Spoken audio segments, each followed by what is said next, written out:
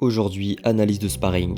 Là, comme tu vois, j'utilise beaucoup mon bras avant pour introduire ma jambe notamment. C'est très important d'utiliser son bras avant. Ça permet de mesurer la distance et donc de savoir quand tu peux frapper et quand l'autre peut te frapper. Là, tu vois que j'essaye de prendre le centre. Ça aussi, c'est super important. Garder le centre, ça signifie avoir le contrôle sur les phases offensives. C'est-à-dire que c'est beaucoup plus facile de boxer en avançant qu'en reculant. Là, tu vois que je lance un high kick, mais mon adversaire va le saisir et me projeter directement. Là, ce que je vais chercher à faire dans un premier temps, c'est de protéger ma tête pour le grand and pound, chercher à la cacher au maximum. J'essaye vraiment de fonctionner par ordre de priorité. Là, tu vois que mon adversaire m'applique du grand and pound, donc je vais chercher à bouger et je vais me mettre en tortue dans l'optique de me redresser complètement ou d'aller chercher une clé de jambe comme ici.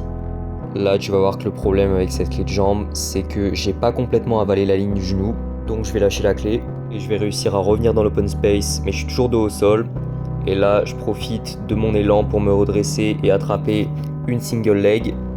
Là, j'arrive en position de tortue, mais j'arrive à le pousser jusqu'à la cage en prenant bien soin de pas trop exposer ma tête. J'espère que ça t'a plu et que ça pourra t'aider et t'inspirer pour tes prochaines séances.